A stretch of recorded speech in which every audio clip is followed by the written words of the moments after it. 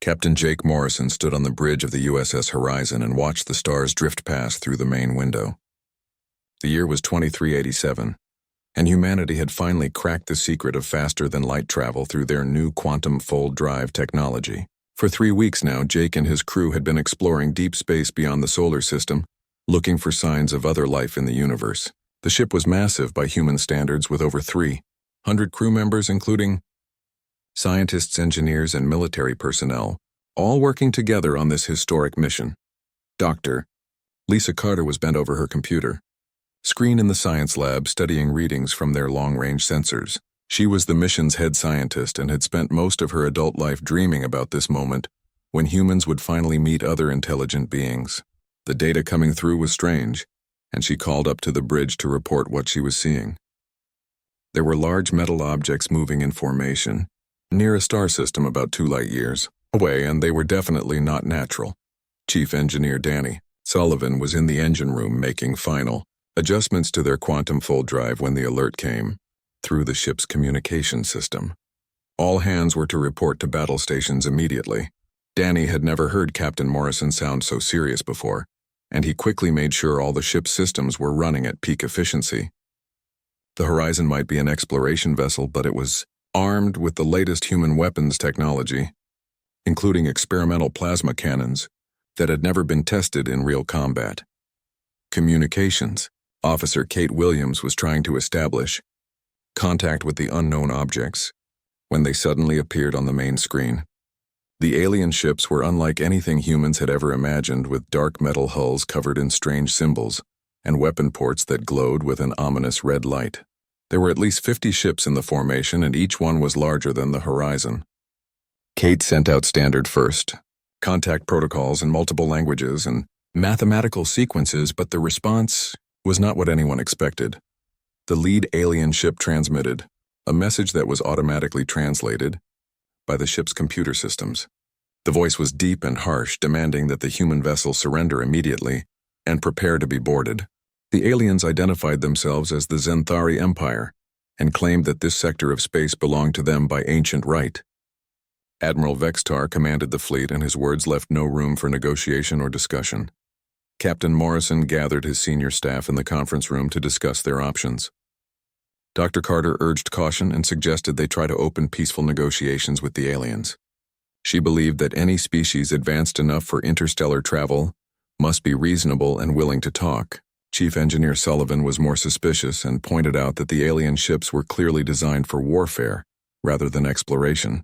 Communications Officer Williams reported that she was receiving multiple transmissions from the alien fleet, but most of them seemed to be tactical discussions rather than diplomatic overtures. The aliens gave the humans exactly 10 minutes to surrender their ship and submit to what they called proper galactic authority.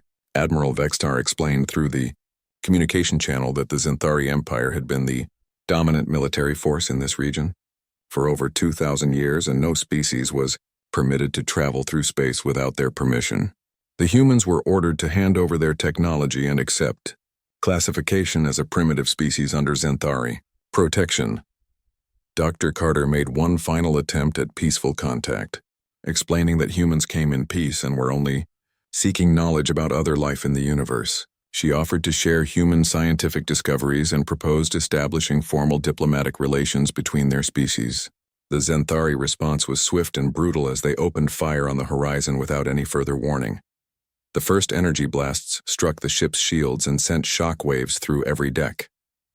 Crew members were thrown from their stations as the artificial gravity fluctuated, and emergency lights began flashing throughout the vessel. Chief Engineer Sullivan reported massive damage to the engine systems and warned that they had lost over 60% of their power. 12 crew members were killed in the initial attack, including 3 scientists who had been working in the forward laboratories. Captain Morrison made a decision that would change the course of human history forever. Instead of retreating or attempting to surrender, he ordered all weapon systems to target the alien flagship and prepare for direct combat. The crew was shocked by this command because the Horizon was vastly outnumbered and outgunned by the Zenthari fleet. Communications Officer Williams sent out an emergency distress signal toward Earth, while weapons specialist Tony Rodriguez began charging the experimental plasma cannon array. The human Counterattack caught the Zenthari completely by surprise. Their shields were designed to deflect energy weapons similar to their own technology, but the human plasma cannons operated on different principles and punched through their defenses like they were made of paper. The Horizon's first salvo disabled 2 Zenthari cruisers and caused massive damage to Admiral Vextar's flagship. The alien commander had never encountered a species that fought back during first contact, and his carefully planned intimidation tactics were falling. Apart, Danny Sullivan managed to restore partial power to the engines while the ship's automated defense systems engaged incoming alien fighters. The Horizon spun and twisted through space using maneuvers that the Zenthari had never seen before. Human pilots had trained in 3-dimensional combat scenarios, while most alien species preferred more predictable battle formations. Tony Rodriguez fired the plasma cannons again and again, each shot finding its target. Among the confused alien vessels, the battle lasted for almost an hour, with the single human ship holding off an entire Zenthari fleet through superior tactics and unexpected weapons technology. When Admiral Vextar finally ordered his forces to retreat, he had lost 5 ships and suffered damage to dozens of others. The Zenthari had expected an easy victory over a primitive species, but instead they found themselves facing warriors who refused to submit to intimidation. As the alien fleet disappeared into hyperspace, Captain Morrison surveyed the damage to his ship and crew. The Horizon was badly damaged but still functional, and more importantly, they had survived humanity's first contact with an alien civilization. Dr. Carter worked with the medical team to treat the wounded while Chief Engineer Sullivan began repairs to the critical systems. The crew knew that their actions had just announced humanity's presence to the galaxy in the most dramatic way possible, and there would certainly be consequences for their refusal to surrender. President Claire Thompson convened an emergency session of the Global Defense Council within hours of receiving Ambassador Rodriguez's initial report from Nexus Prime. The most powerful leaders on Earth gathered in the secure conference room beneath Geneva to debate humanity's response to what everyone recognized as the most critical decision in human history. The weight of choosing between submission and potential extinction hung heavy in the air as each representative struggled with the implications of their choice. Secretary of Defense Paul Mitchell argued strongly for accepting the galactic hierarchy's terms, believing that humanity was not ready for a war against multiple advanced civilizations. His analysis showed that Earth's military forces were designed for planetary defense rather than interstellar warfare, and that even their most optimistic projections suggested they could not survive a coordinated attack from the established galactic powers. The smart choice was to accept subordinate status temporarily, while building up their capabilities for eventual independence. Admiral Sandra Blake represented the opposing viewpoint with equal passion, insisting that humanity must never bow to alien tyranny, regardless of the consequences. Her experience commanding Earth's space defense forces had taught her that bullies only respected strength, and that any sign of weakness would invite further aggression. If humans accepted subordinate status now, they would remain slaves forever, because the aliens would never willingly grant them equality once they had submitted to the existing power structure. While the debate raged on Earth, Captain Morrison and his crew were conducting secret reconnaissance missions throughout human-controlled space, using the Horizon's advanced sensor systems to gather intelligence about alien activities. What they discovered was far more disturbing than anyone had expected, because multiple alien species had been secretly observing Earth for decades without making their presence known.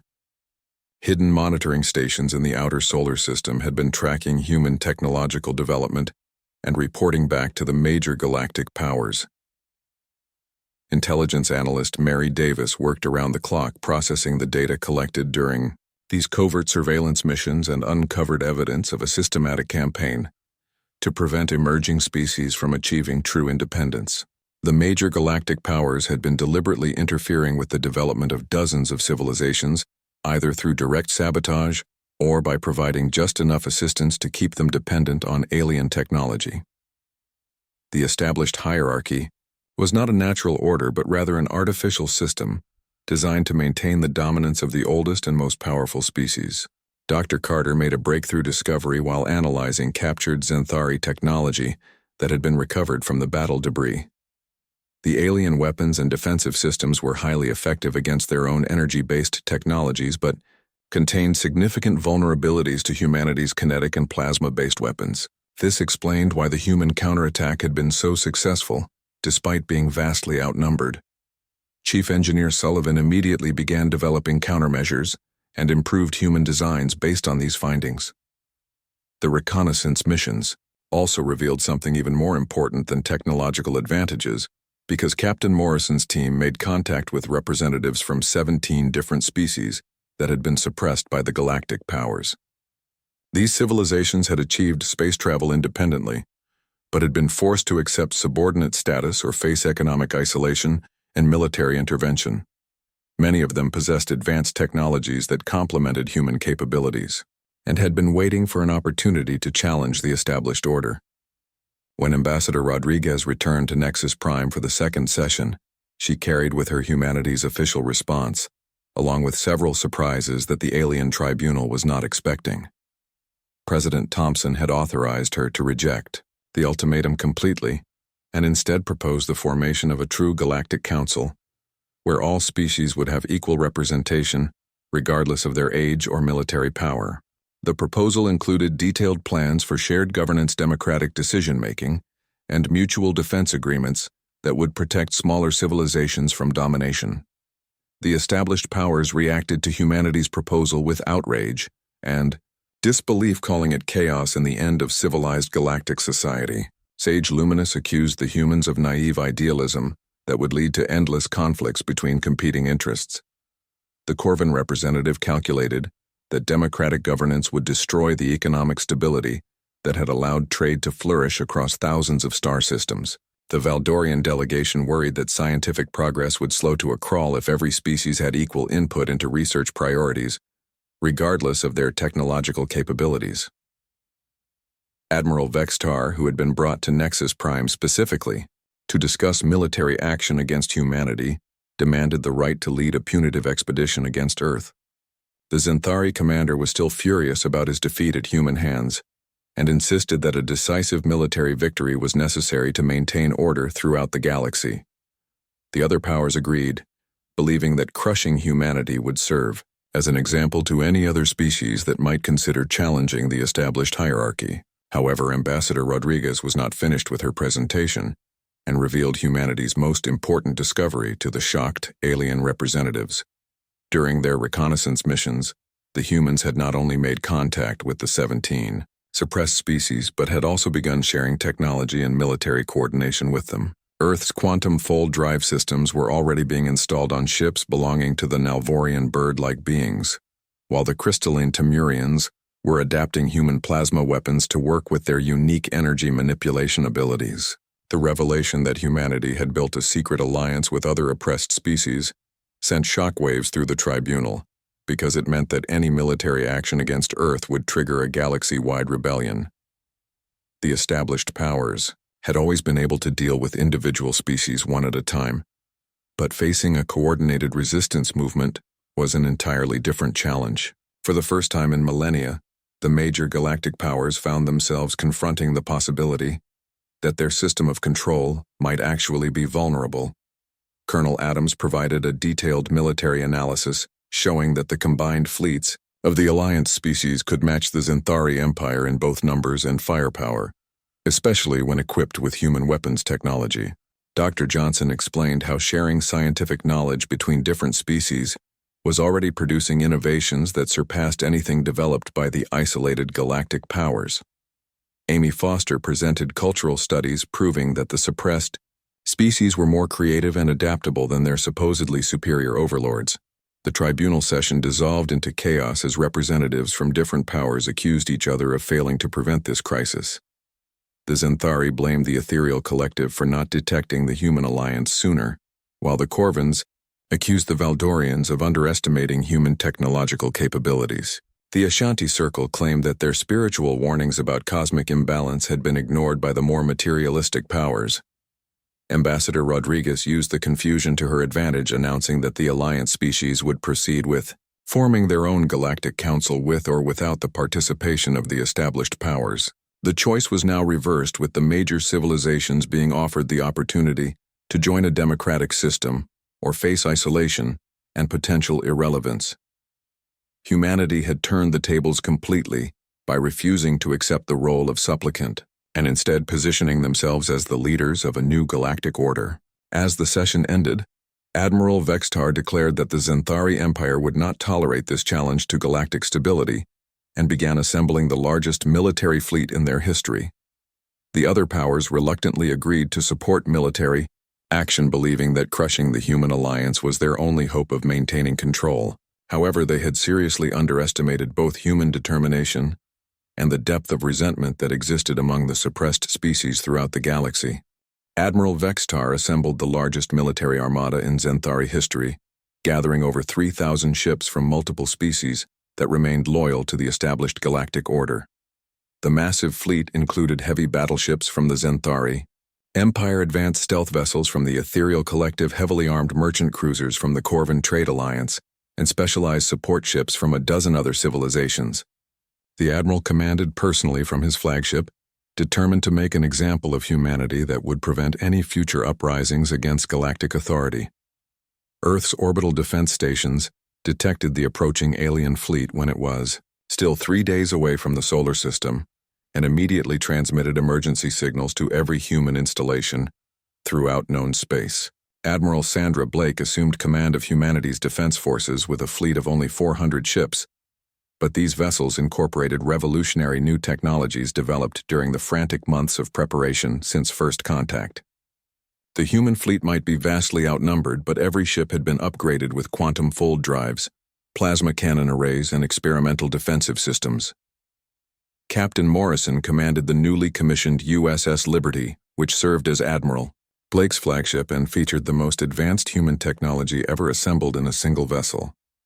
The ship's quantum fold drive had been enhanced to allow tactical teleportation during battle, while its plasma cannons could punch through any known alien shielding system. Chief Engineer Sullivan had personally overseen the installation of graviton, mine launchers that could create artificial gravity wells to trap enemy formations. The human defense strategy relied heavily on mobility and surprise, rather than attempting to match the alien fleet in direct firepower. Commander Steve Phillips led fighter squadrons equipped with miniaturized quantum fold systems that allowed them to appear inside enemy formations before the aliens could react. Captain Laura White commanded a squadron of torpedo boats designed to phase in and out of normal space, making them nearly impossible to target with conventional weapon systems. The battle began in the outer solar system near Jupiter's orbit, where Admiral Blake had positioned her forces to take advantage of the planet's massive gravitational field. The aliens expected a conventional space engagement with battle lines forming at long range and capital ships exchanging fire while smaller vessels provided support. Instead, they encountered tactics that had never been seen before in galactic warfare, as human ships appeared and disappeared without warning, using quantum fold technology to attack from impossible angles. Tony Rodriguez had spent months developing new weapon systems specifically designed to exploit weaknesses in alien technology, and his cascade cannons proved devastatingly effective against enemy formations. A single shot from these experimental weapons could punch through multiple enemy hulls, causing chain reactions that disabled entire squadrons. The graviton mines created zones of twisted spacetime that trapped alien vessels and made coordinated attacks impossible.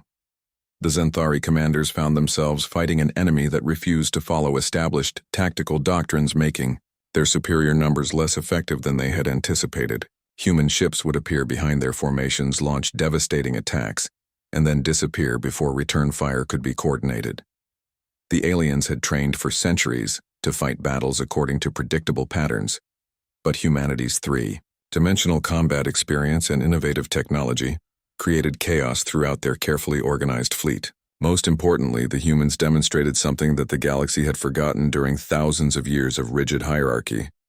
They fought not just for victory, but for the principle that no species should be forced to submit to the domination of others.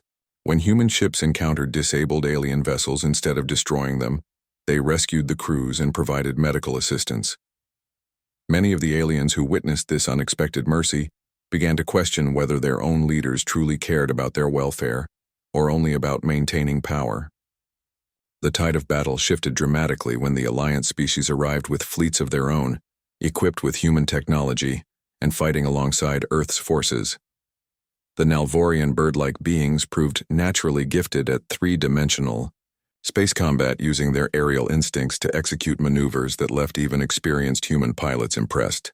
Their ships danced through the battlefield with impossible grace, striking at enemy weak points before vanishing into the confusion of battle. The crystalline Temurians brought ships that could share shield energy across multiple vessels, creating defensive networks that were nearly impregnable. When one of their vessels came under concentrated attack, its neighbors would instantly reinforce its shields, while returning devastating coordinated fire. The Temurian ships also demonstrated the ability to refract energy weapons, turning enemy attacks back against their own formations. Danny Sullivan's graviton mine technology proved even more effective when deployed by multiple species working in coordination. The Alliance fleet created overlapping fields of distorted space-time that channeled enemy ships into predetermined killing zones where concentrated fire could destroy entire squadrons. Admiral Vextar watched his carefully planned attack formation dissolve into chaos, as his ships were separated and picked off by coordinated Alliance attacks. The most shocking development for the established galactic powers was the number of their own allies who switched sides during the battle itself. Crews who had been forced to serve the major powers out of fear rather than loyalty saw an opportunity to join a cause that promised freedom and equality. Entire squadrons of alien vessels turned their weapons against their former commanders and began fighting alongside the human alliance. Admiral Blake coordinated the Alliance fleet with tactical brilliance, using quantum-fold communication systems to maintain contact with forces spread throughout the solar system. She positioned human ships to provide maximum support for their alien allies while taking advantage of each species' unique capabilities. The Nalvorians handled high-speed intercept missions, while the Temurians anchored defensive positions and human vessels provided mobile firepower wherever it was needed most. The battle raged for 8 hours, with the alien fleet gradually losing cohesion as more and more ships were disabled or destroyed by Alliance forces. Admiral Vextar found himself commanding a shrinking formation of loyal vessels, while surrounded by enemies who had once been his subordinates. The Xanthari admiral had never experienced defeat on such a scale, and watched his military reputation crumble along with his fleet. Captain Morrison led a final assault on the alien flagship, using the Liberty's enhanced quantum fold drive to appear directly alongside Admiral Vextar's command ship. The close-range engagement lasted only minutes before the Xanthari vessel suffered critical damage and was forced to surrender. Tony Rodriguez's Cascade cannons had systematically destroyed the ship's weapon systems, while Chief Engineer Sullivan used graviton mines to prevent the vessel from escaping. The surviving alien ships began retreating toward the edge of the solar system, with Admiral Vextar broadcasting emergency signals to his remaining commanders. The great Xanthari fleet that had been assembled to crush human resistance was fleeing in disorder, after losing more than half its original strength. The established galactic powers had suffered their first major military defeat in over a millennium, and the implications would reshape the balance of power throughout the galaxy. As the alien fleet disappeared into hyperspace, Admiral Blake surveyed the aftermath of humanity's greatest victory. The Alliance had not only defended Earth but had demonstrated that the established galactic order could be challenged successfully. Captain Morrison's crew worked alongside alien engineers to repair damaged vessels, while Dr. Carter provided medical assistance to wounded survivors from both sides. The battle was over, but the real work of building a new galactic civilization was just beginning. The aftermath of humanity's victory sent shockwaves throughout the galaxy, as news of the Xanthari fleet's defeat spread to every civilized world. The ancient power structures that had maintained order for millennia began crumbling as dozens of suppressed species declared their independence from the established hierarchy, the Ethereal Collective. Retreated to their hidden worlds, claiming they needed time for spiritual contemplation while the Corvan trade. Alliance faced economic revolution as newly liberated civilizations demanded fair trading relationships rather than exploitative agreements. Ambassador Elena Rodriguez found herself at the center of the most important diplomatic initiative in galactic history, as representatives from over 40 species requested permission to attend the formation of a true democratic council. The response was far greater than anyone had anticipated, with civilizations emerging from every corner of the galaxy to participate in this unprecedented experiment in cooperative governance. Many of these species had been secretly planning rebellion for generations, but had never found the courage or opportunity to challenge their oppressors. President Claire Thompson made the historic decision to host the first Galactic Council meeting on Earth itself, recognizing that humanity's homeworld had become a symbol of resistance against tyranny. Construction began immediately on Unity Station, a massive orbital facility designed to accommodate representatives from dozens of different species with varying environmental needs.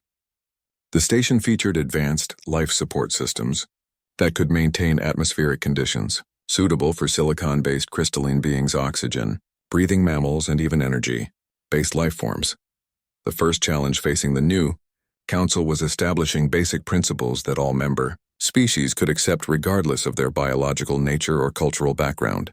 Dr. Rick Johnson worked with alien scientists to develop universal standards for communication, translation, and legal procedures, while Amy Foster collaborated with cultural experts from multiple civilizations to create protocols that respected the unique traditions of each species without allowing any single culture to dominate the proceedings.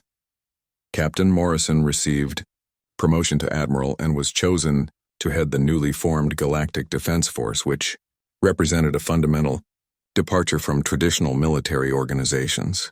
Instead of serving the interests of powerful species, the new force was dedicated to protecting all member civilizations equally, with a mandate to prevent any single faction from achieving dominance over others. The Defense Force included ships and personnel from dozens of species working together under unified command structures. The first major test of the Defense Force came when Admiral Vextar attempted to establish a Zenthari military government in the outer regions of the galaxy.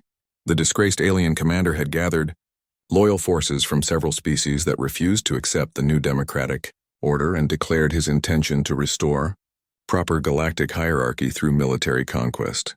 Admiral Morrison led a combined fleet of human and allied vessels to confront this threat, demonstrating that the Council was willing and able to defend its principles. Dr. Lisa Carter established the Interspecies Scientific Consortium, where knowledge was shared freely between all member civilizations rather than being hoarded by advanced species to maintain their technological advantages. Her first major project involved collaboration between human engineers, Valdorian theoretical physicists, and Temurian crystal technology specialists to develop faster-than-light communication systems that would allow instant contact between Council members regardless of distance. The scientific consortium made breakthrough discoveries at an unprecedented pace as different species contributed their unique perspectives and capabilities to joint research projects.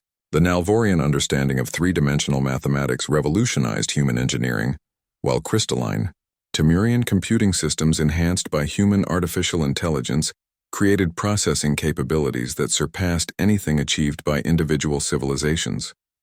The free exchange of knowledge was producing innovations that benefited all species equally.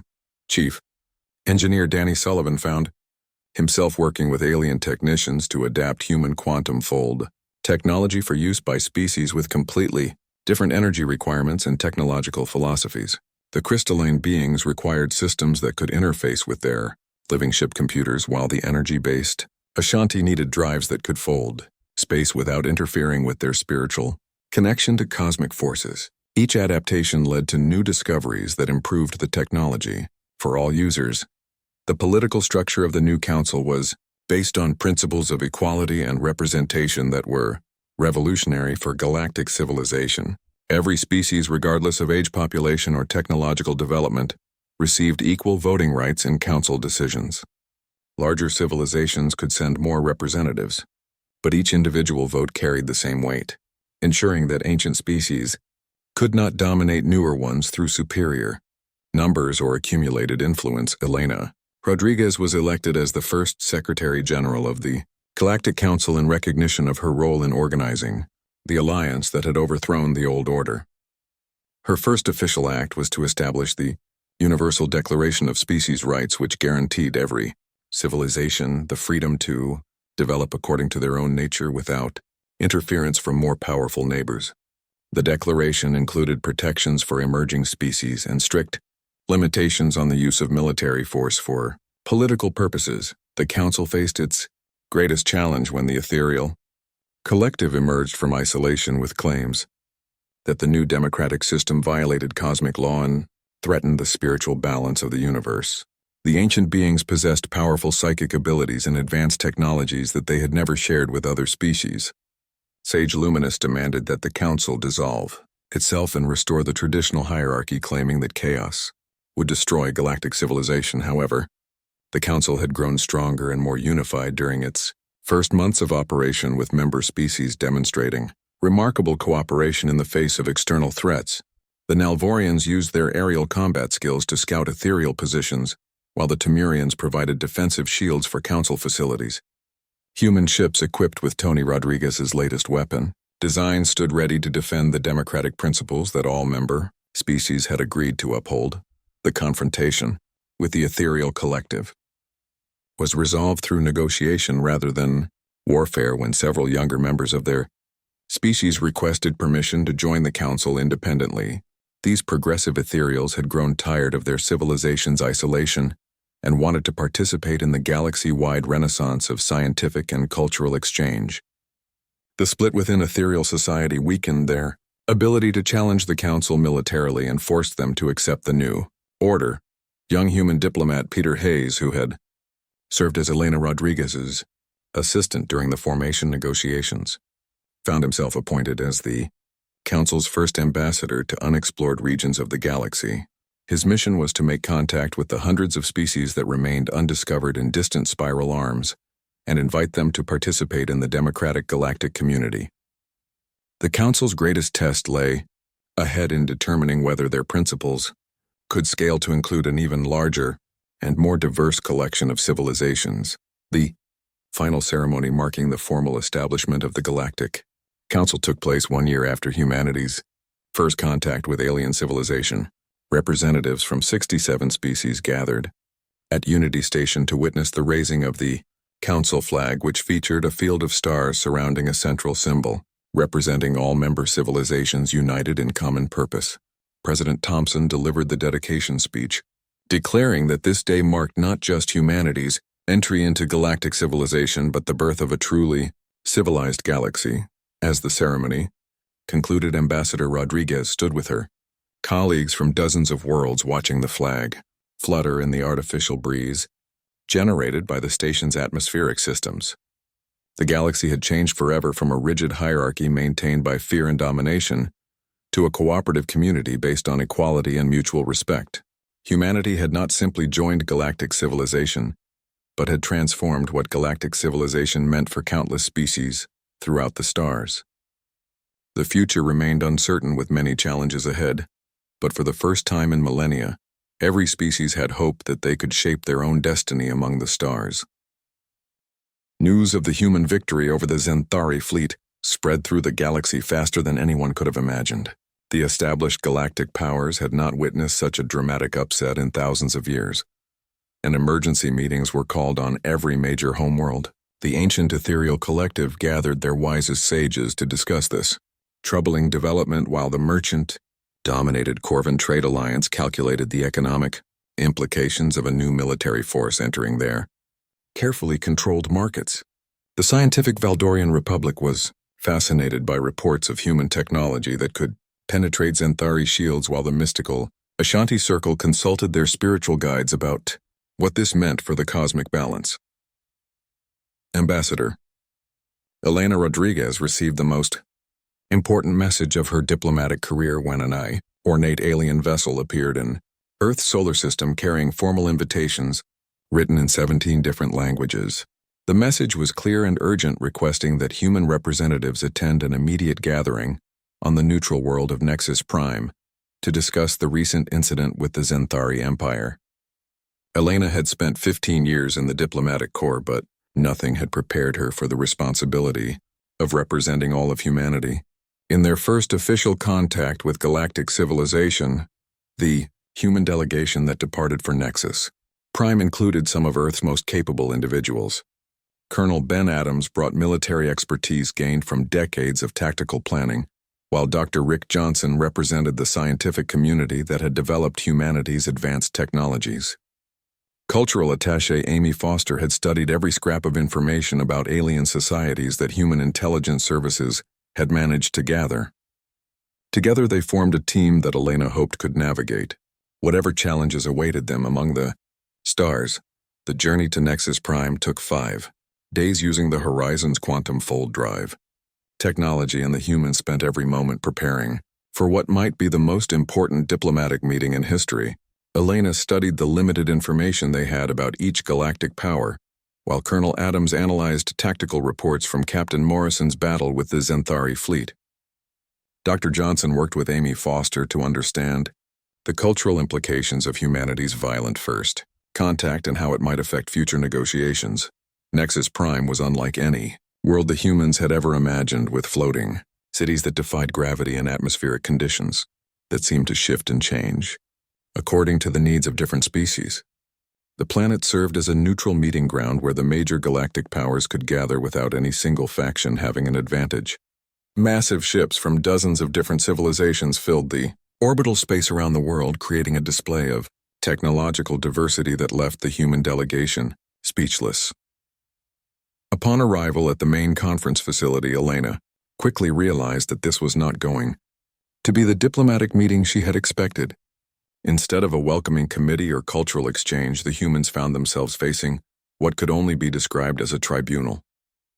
Representatives from the 4 major galactic powers sat in elevated positions around a circular chamber, while the human delegation was directed to a small platform in the center.